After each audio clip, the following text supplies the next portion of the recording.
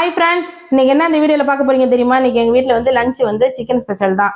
Chicken gravy பண்ணி chicken வறுக்க போகிறேன். இந்த சிக்கன் வறுக்கிறதுல வந்து புதினா கொத்தமல்லாம் அரைச்சி ஊற்றி வறுப்போம் அப்படின்ட்டு ரெடி பண்ணிக்கிட்டு இருக்கேன். இப்போ ஃபஸ்ட்டு இந்த ரசம் தான் வைக்க போகிறேன். ரசம் வச்சுட்டேன், அதை கரைச்சி தாளித்து விட்டுட்டு சாதமும் வச்சுட்டேன். அதுக்கப்புறம் நம்ம சிக்கன் செய்ய ஆரம்பிக்கலாம்.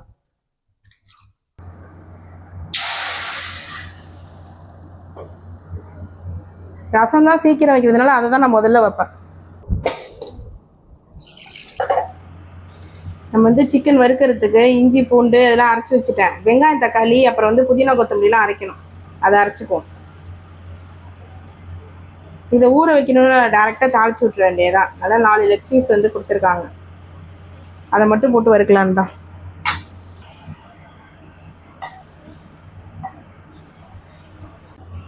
இப்போ வந்து பச்சை மிளகா போட்டுக்கிறேன். அப்புறம் வந்து கொத்தமல்லி தழை,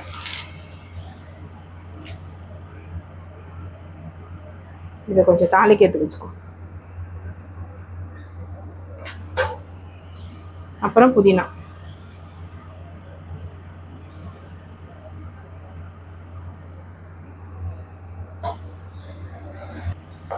இப்போ இதை அரைச்சிடலாம். ரசம் வந்து ரெடி ஆயிடுச்சு, அதை ஆஃப் பண்ணிட்டேன். இதை ஊற்றி வச்சுட்டு அரைச்சிட்டு வந்துடுறேன்.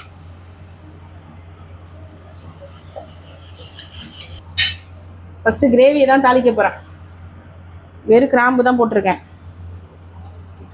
இப்போ வெங்காயம் போட்டுக்கலாம். வெங்காயம் நிறையா போடணும், அதுதான் கிரேவி நிறையா கொடுக்கும். என் பையனுக்கு வந்து சிக்கன் குழம்பை விட சிக்கன் கிரேவி தான் பிடிக்கும். கிரேவி தான் கேட்பான்.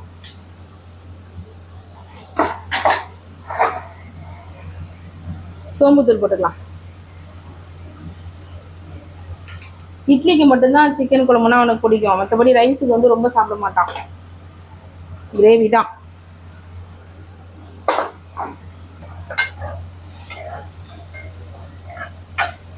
நல்லா வெங்காயம் வதங்கட்டும். தக்காளியும் வெங்காயம் தான் இந்த கிரேவியில் நிறையா இருக்கணும். நல்லா பெரிய பெரிய தக்காளியாக இருக்குது.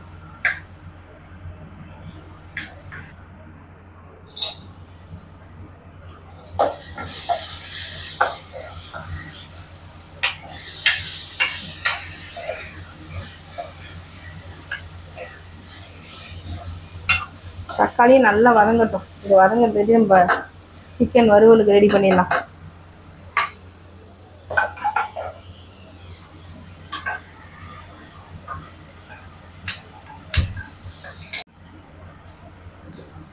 இதுக்கு நல்லா எண்ணெய் காஞ்சிருச்சு. நம்ம அரைச்சிட்டு வந்ததுன்னா அதில் ஊற்றிடலாம்.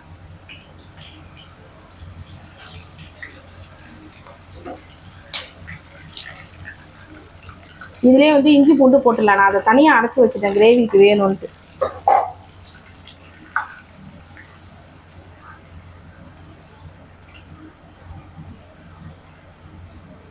இஞ்சி பூண்டு போட்டாச்சு. கொஞ்சமாக கரம் மசாலா போட்டுக்கலாம், ரொம்ப தேவையில்லை, சும்மா ஒரு பிஞ்சு தான் போதும்.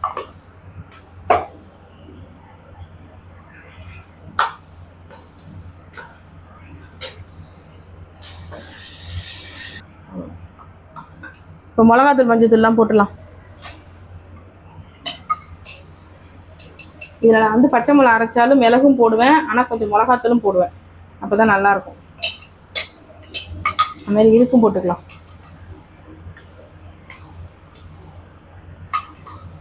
இதுக்கு கொஞ்சம் கூட தான் போடணும்.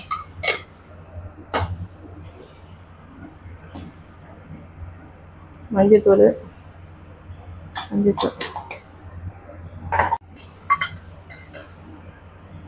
கொஞ்சமாக மல்லித்தூள். இதுக்கு ரொம்ப வேண்டியதில்லை, இதுக்கு தாராளமாக போடலாம். 2 ஸ்பூன் போட்டுக்கிறேன்.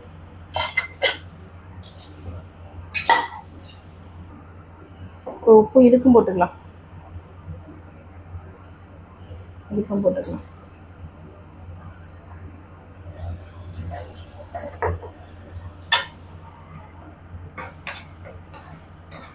ஓகே, கிரேவிக்கு நல்லா வதங்கிடுச்சு, இதுக்கும் வதங்கிடுச்சு.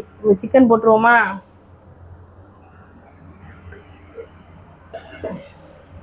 இதுக்கு வந்து லெக் பீஸ்.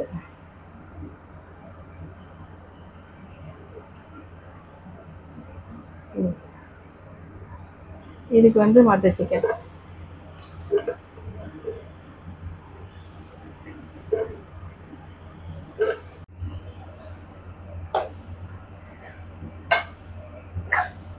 இது நல்லா மிக்ஸ் பண்ணி பார்க்கவே இவ்வளோ நல்லா கலர்ஃபுல்லாக இருக்கு பாருங்க. தக்காளி வெங்காயம்லாம் இதுக்கு நிறையா போடணும். இதை மிக்ஸ் பண்ணி ஒன்று. இதுக்கு வந்து நம்ம வந்து தண்ணி ஊற்ற போகிறது இல்லை. நம்ம க்ளோஸ் பண்ணி அந்த ஜார் அரைச்சோம்ல அதை வந்து வாஷ் பண்ணி ஊற்றினா போதும். அதுக்கு மேலே தண்ணி தேவையில்லை. இதுவே ஏற்கனவே சிக்கனே தண்ணி விடும்ல, அதில் வெந்தாலே போதும். அது ரோஸ்ட் மாதிரி எடுப்போம். பொறுமையாக ஆனால் ஆகணும். அதுக்கு தான் வந்து நான் நான்ஸ்டிக்கில் போட்டுட்டேன். தண்ணி வந்து நல்லா கொதிக்க வச்சிருங்க.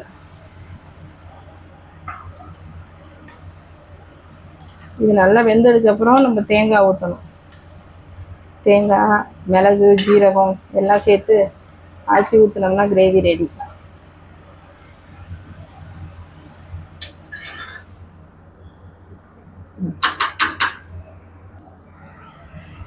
இது ரெண்டையும் நல்லா க்ளோஸ் பண்ணி வச்சிருவோம். இது வந்து அப்பப்போ நம்ம திருப்பி விடணும். அதனால லோ ஃப்ளேம்லேயே இருக்கட்டும். இது நல்லா ஹை ஃப்ளேமில் இருக்கும். ஓகே, நல்லா சிக்கன் வெந்துருச்சு. தேங்காய் ஊற்றிடலாம். நான் வந்து மிளகு, ஜீரகம் ரெண்டும் சேர்த்து நிறைய அரைச்சி வச்சுருக்கேன். உங்களுக்கு எந்த அளவுக்கு கிரேவி வேணுமோ அந்த அளவுக்கு தேங்காய் போட்டுக்கணும்.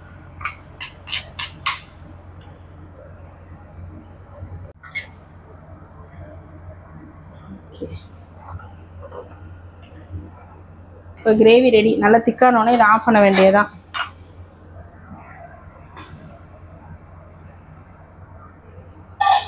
இந்த மிளகுத்தூள் போட்டுக்குவோமா?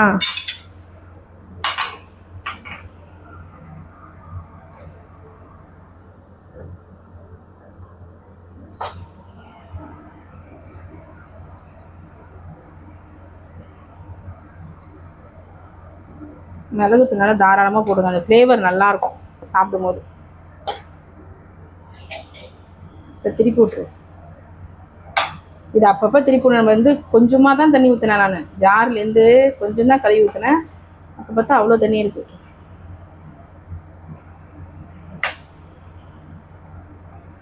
ஓகே, அவ்வளோதான். இது ட்ரையாக இறக்கணும், அது திக்காய் ஆஃப் பண்ணணும். சாதம் ரெடி, ரசம் ரெடி. ஆக்சுவலாக சமையல் முடிஞ்சிச்சு. ஓகே, சிக்கன் கிரேவி ரெடி ஆகிடுச்சு பாருங்கள். அவ்வளோதான், இதை ஆஃப் பண்ண வேண்டியதுதான். இது பார்க்குறதுக்கு நல்லா திக்காக இருக்கா? இது இன்னும் இருக்கும். ஆறிடுச்சுன்னா இன்னும் கொஞ்சம் கட்டியாயிடும். இந்த ஸ்டேஜில் ஆஃப் பண்ண வேண்டியதுதான். ஓகே, இது என்னாச்சு? இது அடிக்கடி திருப்பி விட்டுட்ருக்கணும்.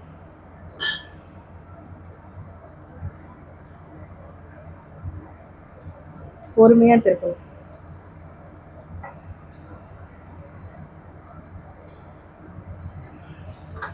இது மட்டும்தான் கொஞ்சம் டைம் எடுக்கும். ஏன்னா பொறுமையாக நம்ம வேக வைக்கிறோம் இல்லையா, லோ ஃப்ளேம்லேயே வச்சு. அதனால அது கொஞ்சம் டைம் வரும். வேறு ஒன்றும் இல்லை.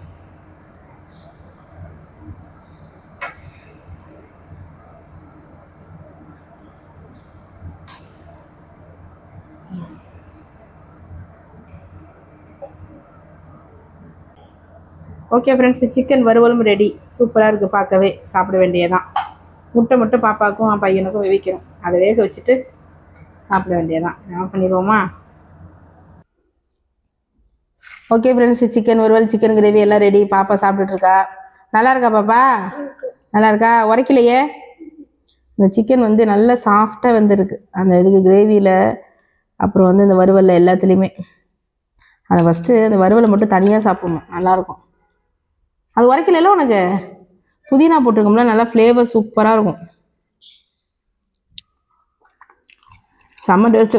நீங்கள் இந்த சாந்தே தனியாக எடுத்து வச்சு ரைஸில் போட்டு பேசஞ்சு சாப்பிட்டா சூப்பராக இருக்கும். கிரேவி எப்படின்னு பார்ப்போம்.